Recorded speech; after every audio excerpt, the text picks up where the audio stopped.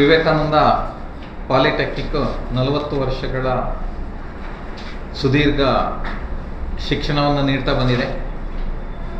ಇದೀಗ 5 ಕೋರ್ಸುಗಳನ್ನು ಹೊಂದಿದ್ದ ಪಾಲಿಟೆಕ್ನಿಕ್ನಲ್ಲಿ ಹೆಚ್ಚುವರಿಯಾಗಿ 3 ಕೋರ್ಸುಗಳು ಸೇರಿದ ವಿಚಾರವಾಗಿ ಸಮಾಜಕ್ಕೆ ಅದನ್ನು ತಿಳಿಸುವ ನಿಟ್ಟಿನಲ್ಲಿ ನಾವಿಲ್ಲಿ ಸೇರಿದ್ದೇವೆ. 40 ವರ್ಷಗಳಿಂದ ಪುತ್ತೂರಲ್ಲಿ ಪಾಲಿಟೆಕ್ನಿಕ್ ಶಿಕ್ಷಣವನ್ನು ವಿವೇಕಾನಂದ ಪಾಲಿಟೆಕ್ನಿಕ್ ಕಾಲೇಜು ಕೊಡ್ತಾ ಇದೆ.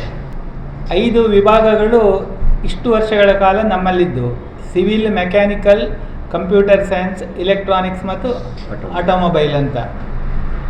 ದಕ್ಷಿಣ ಕನ್ನಡ ಜಿಲ್ಲೆಯ ಖಾಸಗಿ ಪಾಲಿಟೆಕ್ನಿಕ್ ಕಾಲೇಜುಗಳಲ್ಲಿ ವ್ಯವಸ್ಥೆಗಳ ದೃಷ್ಟಿಯಿಂದ ಹಾಗೂ ಇನ್ಫ್ರಾಸ್ಟ್ರಕ್ಚರ್ಗಳ ದೃಷ್ಟಿಯಿಂದ AICTE ಅವರು ಬಂದಾಗ ಕೂಡ ಹೇಳಿದ ಪ್ರಕಾರ ದಕ್ಷಿಣ ಕನ್ನಡದಲ್ಲಿ ಒಳ್ಳೆಯ ಹೆಸರು ಮತ್ತು ಒಳ್ಳೆಯ ಸ್ಥಿತಿಯಲ್ಲಿರುವಂಥ ಕಾಲೇಜು ಪಾಲಿಟೆಕ್ನಿಕ್ ಕಾಲೇಜು ಅಂತ ಹೇಳುವ ಹೆಮ್ಮೆಯು ನಮಗಿದೆ.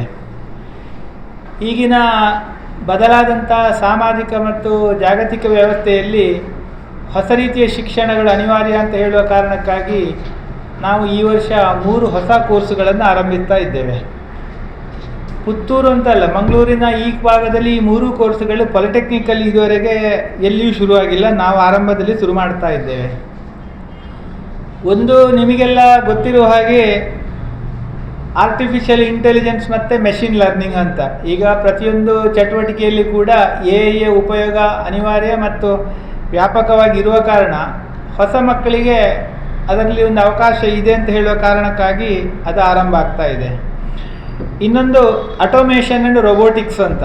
ಇದು ಕೂಡ ಇವತ್ತಿನ ಸ್ಟೇಟ್ ಆಫ್ ಆರ್ಟ್ ಒಂದು ಸಬ್ಜೆಕ್ಟ್ ಆಗಿದೆ. ಇದು ಕೂಡ ಅಂತಾರಾಷ್ಟ್ರೀಯ ಮಟ್ಟದಲ್ಲಿ ಬಹಳ ಹೆಸರು ಮಾಡ್ತಾ ಇರುವಂತಹ ಒಂದು ಕ್ಷೇತ್ರ.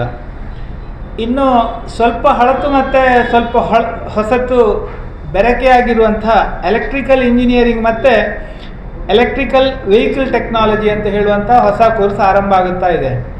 ಅಂದರೆ ಪುತ್ತೂರಿನಲ್ಲಿ ಕೂಡ ಇವತ್ತು ಬಹಳ ದೊಡ್ಡ ಸಂಖ್ಯೆಯಲ್ಲಿ ಇಲೆಕ್ಟ್ರಿಕ್ ವೆಹಿಕಲ್ಗಳ ಸಂಖ್ಯೆ ಹೆಚ್ಚುತ್ತಾ ಇರುವಂಥ ಸಂದರ್ಭದಲ್ಲಿ ಈ ಕ್ಷೇತ್ರದಲ್ಲಿ ಕೆಲಸ ಮಾಡಲಿಕ್ಕೆ ವಿಪುಲವಾದ ಅವಕಾಶ ಇದೆ ಅಂತ ಹೇಳುವಂಥದ್ದು ಎಲ್ಲರೂ ಕಂಡುಕೊಂಡಂಥ ಸತ್ಯ. ಹಾಗಾಗಿ ಈ 3 ಕೋರ್ಸುಗಳು ಈ ಶೈಕ್ಷಣಿಕ ವರ್ಷದಿಂದ ಆರಂಭ ಆಗ್ತಾ ಇದೆ. ನಮ್ಮ ಪಾಲಿಟೆಕ್ನಿಕ್ ಕಾಲೇಜಿಗೆ ಈ ಕೋರ್ಸುಗಳನ್ನು ಶುರು ಮಾಡಬೇಕಾದ್ರೆ ಕರ್ನಾಟಕ ಸರ್ಕಾರದ ಟೆಕ್ನಿಕಲ್ ಬೋರ್ಡ್ ಹಾಗೂ ಕೇಂದ್ರ ಸರ್ಕಾರದ AICTE ಅಂದರೆ all India institute of technical education ಎರಡೂ ಕಡೆಯಿಂದ ಮಾನ್ಯತೆಗಳು ಬೇಕು. ಕೇಂದ್ರದಿಂದ ಇದಕ್ಕೆ ಬೇಕಾಗಿ ವಿಶೇಷವಾದ ತಂಡ 3 ಬಾರಿ ನಮ್ಮ ಕಾಲೇಜನ್ನು ವರ್ಚುವಲ್ ಇಂಟರ್ವ್ಯೂ ಮೂಲಕ ಇಡೀ ನಮ್ಮ ಇನ್ಫ್ರಾಸ್ಟ್ರಕ್ಚರನ್ನು ಸ್ಟಡಿ ಮಾಡಿ ನಮಗೆ ಅಧಿಕೃತವಾಗಿ 3 ಕೋರ್ಸುಗಳನ್ನು ಕೂಡ ಮಂಜೂರು ಮಾಡಿದ್ದಾರೆ. ಇನ್ನು ತಾಂತ್ರಿಕ ಶಿಕ್ಷಣ ಇಲಾಖೆ ಕರ್ನಾಟಕ ಸರ್ಕಾರ ಇಲ್ಲಿ ಅವರು ಬಂದು ನಮ್ಮ ಕಾಲೇಜಲ್ಲಿ 1 ದಿವಸ ಇದ್ದು ಪೂರ್ತಿ ಎಲ್ಲ ವ್ಯವಸ್ಥೆಗಳನ್ನು ತನಿಖೆ ಮಾಡಿ ಎಲ್ಲ ಚೆಕ್ ಲಿಸ್ಟ್ಗಳನ್ನು ನೋಡಿ ಅವರು ಅದನ್ನು ಅಪ್ರೂವ್ ಮಾಡಿಕೊಂಡು ಹೋಗಿದ್ದಾರೆ. ಈ 2 ಕಾರಣದಿಂದಾಗಿ ನಾವು ಧೈರ್ಯದಿಂದ ಈ ಶೈಕ್ಷಣಿಕ ವರ್ಷದಲ್ಲಿ ಈ 3 ಕೋರ್ಸುಗಳು, ಮೊದಲಿನ 5 ಕೋರ್ಸುಗಳ ಸಹಿತ ಒಟ್ಟು 8 ಕೋರ್ಸುಗಳು ಈ ವರ್ಷ ಶಿಕ್ಷಣವನ್ನು ಕೊಡುವವರಿದ್ದೇವೆ.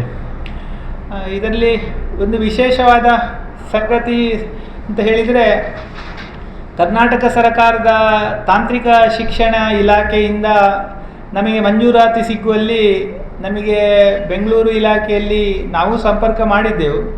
ಪುತ್ತೂರಿನ ಶಾಸಕರಾದಂತಹ ಅಶೋಕ್ ಕುಮಾರ್ ಅಯ್ಯವರನ್ನು ಸಂಪರ್ಕ ಮಾಡಿದಾಗ ಅವರು ಖುದ್ದಾಗಿ ಆಸಕ್ತಿ ವಹಿಸಿಕೊಂಡು ಬೆಂಗಳೂರಿನ ಕಚೇರಿಯನ್ನು ಅವರು ಸಂಪರ್ಕ ಮಾಡಿ ಆ ಇಂಟರ್ವ್ಯೂ ಬಹಳ ಬೇಗ ಆಗುವಂತೆ ಮಾಡಿದ್ದಾರೆ. ಮತ್ತು ಅಲ್ಲಿ ಮಂಜೂರಾತಿಯ ಬಗ್ಗೆ ಕೂಡ ಅವರ PAಗಳು ಆಗಾಗ ಅಪ್ಡೇಟ್ಗಳನ್ನು ಕೇಳ್ತಾ ನಮಗೆ ಪೂರ್ತಿ ಸಹಕಾರವನ್ನು ಕೊಟ್ಟಿದ್ದಾರೆ. ಹಾಗಾಗಿ ಈ ಸಂದರ್ಭದಲ್ಲಿ ಅವರಿಗೂ ಕೂಡ ನಾವು ವಿಶೇಷವಾದ ಅಭಿನಂದನೆಗಳನ್ನು ಹೇಳ್ತಾ ಇದ್ದೇವೆ. ಒಟ್ಟು ಹೊಸ ಕೋರ್ಸುಗಳಾದ ಕಾರಣ ಶಿಕ್ಷಣದ ಕ್ಷೇತ್ರವೇ ಆಗಿದ್ದರೂ ಕೂಡ ಈಗಿನ ಕಾಲದಲ್ಲಿ ಬಹಳ ಪ್ರಚಾರ ಮುಖ್ಯ. Electrical engineering electrical engineer stand alone ಆಗಿ ಎಲೆಕ್ಟ್ರಿಕಲ್ ಇಂಜಿನಿಯರಿಂಗ್ ಹೇಳುವ ಸಬ್ಜೆಕ್ಟ್ ಮೊದಲಿತ್ತು. ಇದೀಗ ಎಲೆಕ್ಟ್ರಿಕಲ್ ಇಂಜಿನಿಯರಿಂಗ್ ವಿತ್ ಇವಿ ಟೆಕ್ನಾಲಜಿಗೆ ಸ್ಪೆಸಿಫಿಕ್ ಆಗಿರುವಂಥ, ಇದು ಬರೀ ಎಲೆಕ್ಟ್ರಿಕಲ್ ಇಂಜಿನಿಯರಿಂಗ್ ಅಂತ ಹೇಳುವ ಕೋರ್ಸ್ ಅಲ್ಲ. ಮೊದಲು ಎಲೆಕ್ಟ್ರಿಕಲ್ ಇಂಜಿನಿಯರಿಂಗ್ ಅಂತ ಇತ್ತಲ್ಲ ನಾವು ಸಣ್ಣವರಿದ್ದಾಗ, ಅದಲ್ಲ ಇದು.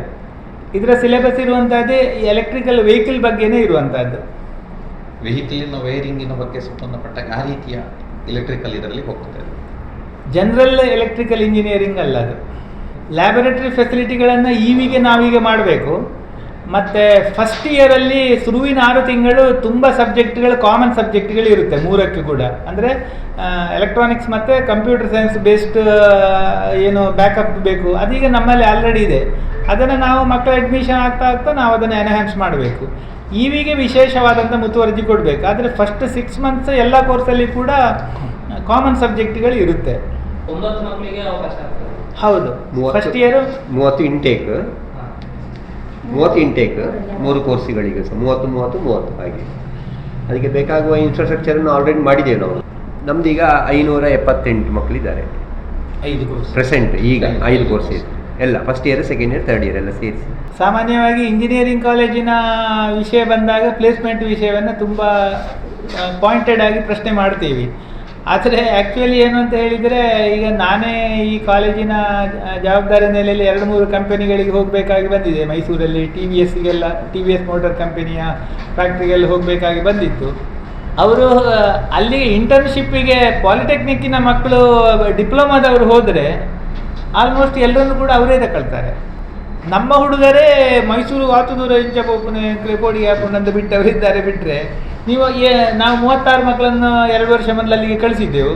ಅವರು 35 ಮಕ್ಕಳಿಗೆ ಕೂಡ ಅಲ್ಲಿ ಅವರನ್ನು ಅಬ್ಸಾರ್ಬ್ ಮಾಡಲಿಕ್ಕೆ ತಯಾರಾಗಿದ್ದಾರೆ. ಬಟ್ ಕೆಲವರು ನಮ್ಮವರು ಹೋಗೋದೇ ಬಾಕಿ. ಇದು ತುಂಬ ಜನರಿಗೆ ಗೊತ್ತಿಲ್ಲ. ಯಾಕೆಂತ ಹೇಳಿದರೆ ಎಂಜಿನಿಯರಿಂಗ್ ಮಾಡಿದ ಅವರಿಗೆ ಮಾಡುವಂಥ ಕೆಲಸ ಆ ಎಂಡಲ್ಲಿ ಅವರಿಗೆ ಅಷ್ಟು ಇರುವುದಿಲ್ಲ.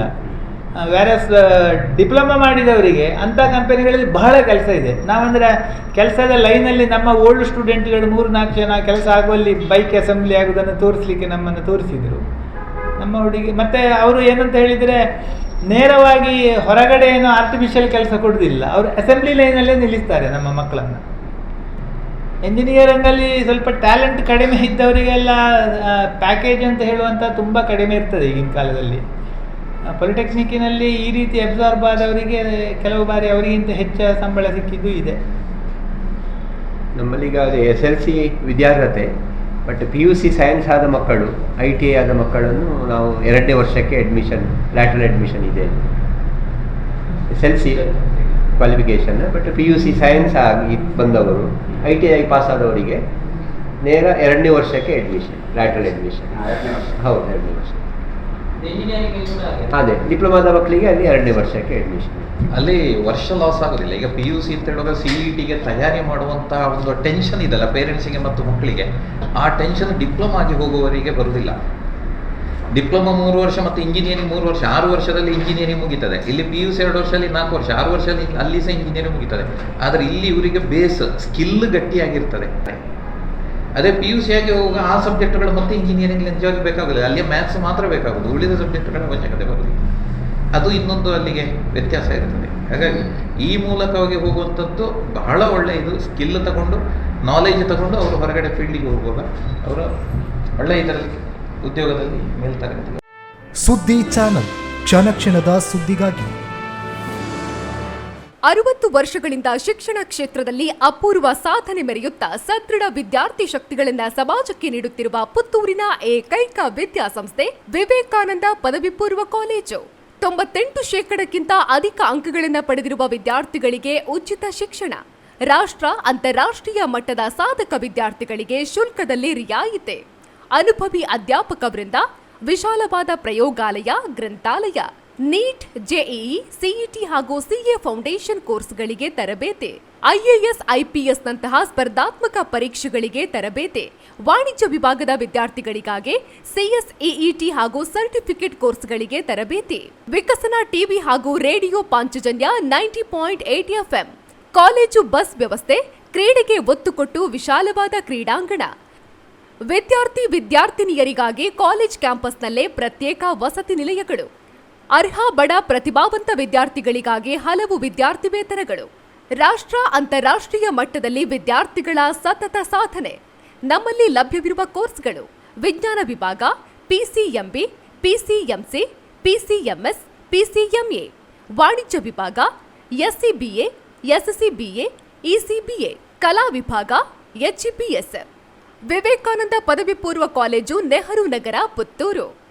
8073700468, 8105072386. Website www.vivekanandapuc.com.